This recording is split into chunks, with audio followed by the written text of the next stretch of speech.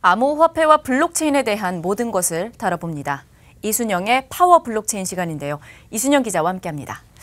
자, 오늘 첫 시간입니다. 이제 앞으로 이 시간을 통해서 우리가 어떤 것들을 살펴볼 수 있을지 좀 이야기해 주시죠. 네, 요즘 비트코인 가격이 다시 반등하면서 암호화폐에 대한 관심이 뜨거워지고 있는데요. 암호화폐를 넘어서 전 세계적으로 블록체인 기술이 가져올 변화에 대해서 집중을 하고 있는 만큼 암호화폐와 함께 블록체인에 대한 이슈들을 이 시간에 집중적으로 소개해 드리도록 하겠습니다. 네, 오늘 특별히 또 첫 번째 시간입니다. 어떤 내용부터 살펴볼까요? 네, 지난 금요일 서울 강남에서 암호화폐와 블록체인 비즈니스의 법률 이슈 대응 방안에 대한 세미나가 열려서 현장에 다녀왔습니다. 이 블록체인 비즈니스를 할 때 알아야 될 법률적인 이슈에는 어떤 것들이 있는지 취재해봤습니다. 네. 블록체인이라고 하면 사실 뭐 많이들 들어보셨을 텐데 정확하게는 많이들 모르시는 것 같아요. 함께 좀 살펴보죠.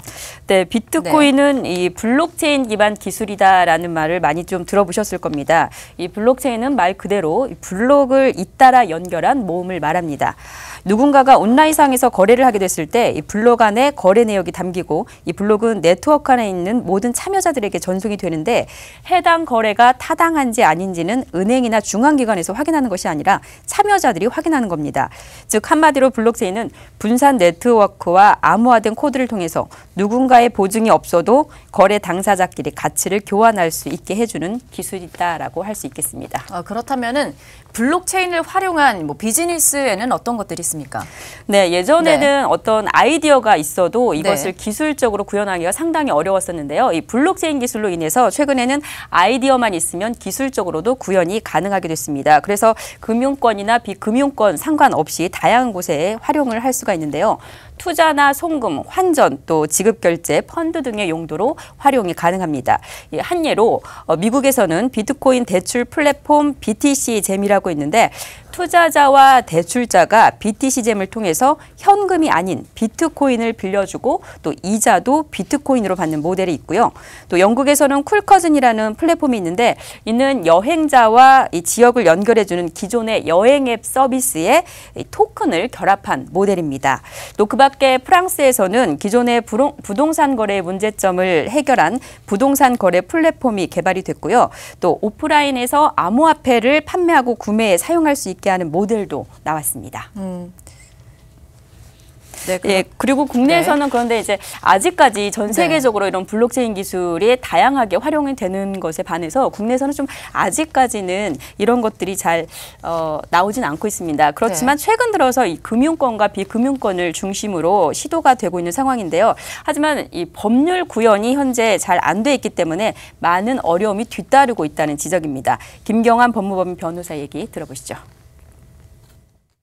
블록체인의 어떤 독특한 특징이 반영되지 않아서 실제 이제 비즈니스를 할 때 기존 법령을 지키게 되면은 비즈니스를 못하는 경우가 생기고 있습니다. 대표적으로 이제 EU의 GDPR 같은 경우는 개인정보를 삭제하도록 되어 있는데 블록체인의 특성상 특정 블록을 삭제하지 못하기 때문에 비즈니스 하시는 입장에서는 굉장히 좀 큰 난관으로 이해하고 있습니다. 이러한 추세라면 사실 블록체인 기술을 활용을 한 비즈니스 사례가 굉장히 많이 나오게 될 텐데 그렇다면 이 기업들은 이 문제들을 어떻게 해결할 수가 있습니까? 네, 현재로서는 이 블록체인 비즈니스와 관련한 마땅한 입법이 없습니다. 그렇기 때문에 결국은 약관을 활용해서 잘 풀어가는 수밖에 없다라고 전문가들은 말합니다. 이 약관의 책임과 조정에 대한 그런 것들을 명확히 명시할 필요가 있고요. 또 블록과 체인에 대한 지식 재산권 분쟁이 예상이 되는 만큼 역시 약관에 넣어야 됩니다. 또 개인정보 파기 문제 역시 이 약관에 의해서 해결해야 한다고 전문가들은 말합니다. 김경환 변호사 얘기 들어보시죠. 한 세 가지만 말씀드리면은 첫 번째가 이제 개인정보의 파기에 관해서 특정 블록을 파기하지 못하는 것들이 좀 문제가 될 수가 있고요.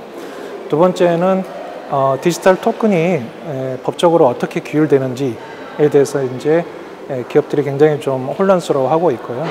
세 번째가 비즈니스를 할 때 꼭 필요한 굉장히 많이 쓰이고 있죠. 그 스마트 계약에 대해서 법적으로 어떻게 풀어나가야 되는지 이 부분도 좀 혼란스러워하고 있습니다.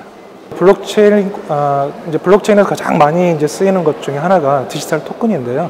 이 디지털 토큰이 이제 선불전자 지급 수단에 해당될 여지가 있기 때문에 경우에 따라서는 전자금융업자로서 등록을 필요로 하는 경우가 있습니다. 이 점 네, 사회 전반적인 영역을 좀 바꿀 수 있는 기술이라고 불리고 있는 블록체인입니다.